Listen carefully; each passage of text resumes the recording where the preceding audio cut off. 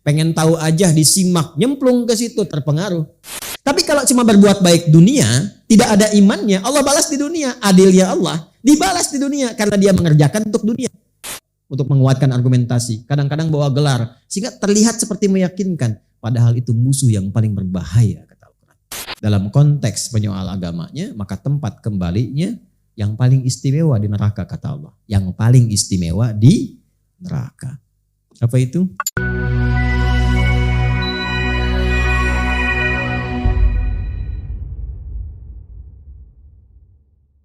Jadi tafsirnya sebelumnya sudah ada. Kalla, jangan, itu bahaya. Itu saking sayangnya Allah. Kalau tidak sayang nggak akan diperingati. Orang tua kalau sayang, kadang-kadang demikian kan? Jangan. Ya, marahnya orang tua kan bukan karena benci, tapi lebih karena sayang kan? Karena tahu, karena punya pengalaman. Apalagi Allah yang tahu segalanya.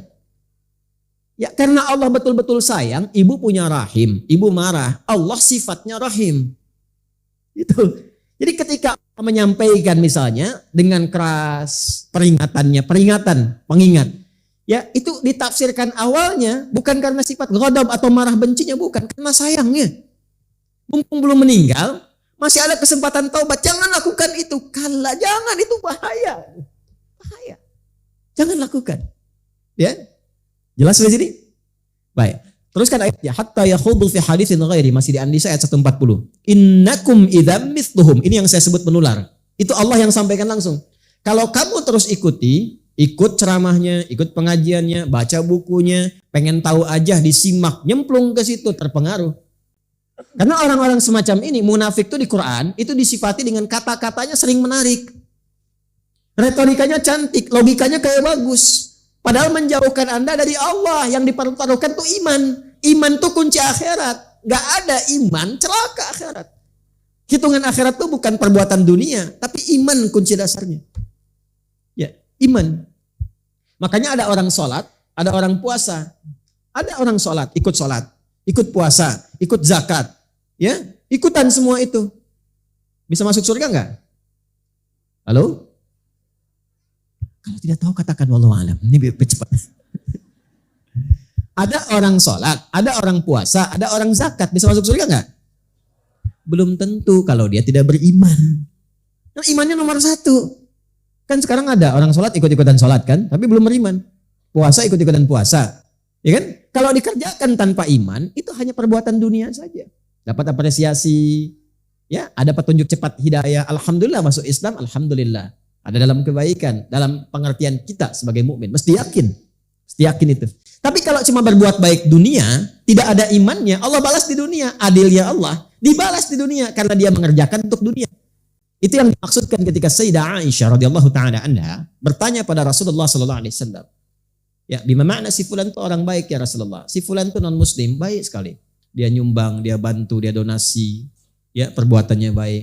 Bagaimana statusnya di akhirat? Masuk surga enggak? Itu yang turun langsung ayat.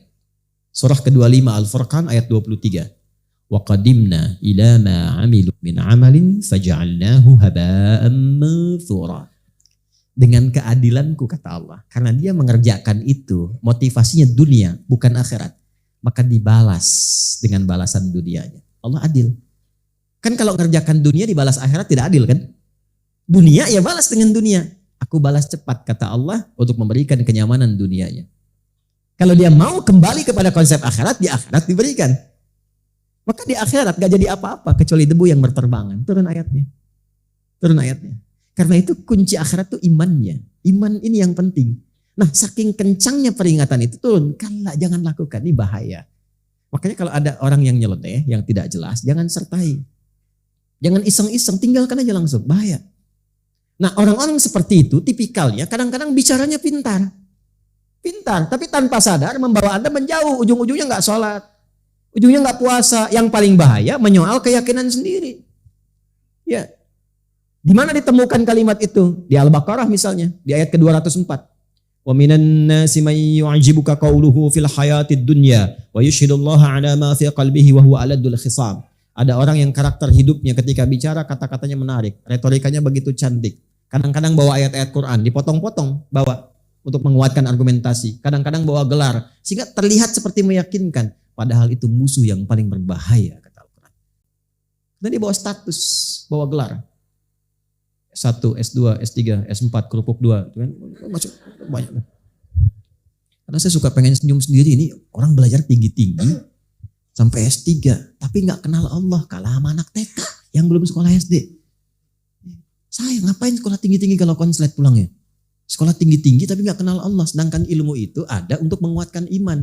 Anda kalau belajar di kampus IPK 4 nggak kenal Allah, belum pintar Anda. Belum pintar. Karena ilmu itu ada untuk mengenalkan kepada Allah. Ilmu apapun itu.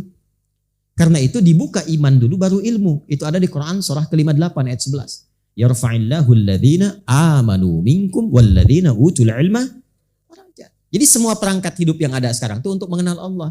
Anda punya jabatan sekarang, pangkat, bintang, macam-macam, tinggi. Tapi kalau dengan kedudukan itu belum mampu mengenalkan bahkan diri Anda kepada Allah, itu belum diakui di hadapan Allah. Ya, harta juga demikian. Berapa banyak harta yang mampu mendekatkan diri Anda dengan Allah? Kalau udah ditambah sampai miliaran, triliunan, belum kenal Allah juga, mau berapa banyak lagi? Sedangkan itu tidak dibawa pulang. Karena jangan lakukan begitu. Teruskan ayatnya.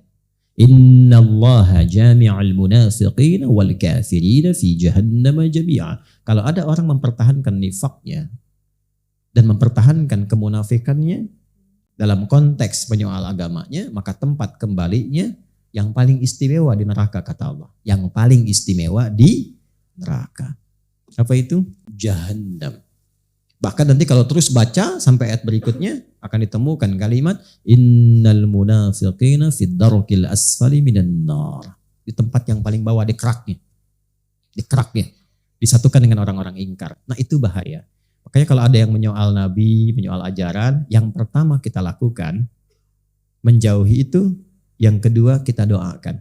Yang ketiga kita ingatkan dengan cara yang lembut. Jelas? Halo? Jelas ya? Dan didoakan, karena masih punya hak untuk jadi soleh sepanjang hidup. Itu yang mungkin sering saya tekankan. Karena boleh jadi bisa menjadi seorang pecinta Islam yang tinggi ketika menemukan kesadaran. Dan kita dorong dengan doa. Ya, mudah-mudahan dengan doa itu melembutkan hati.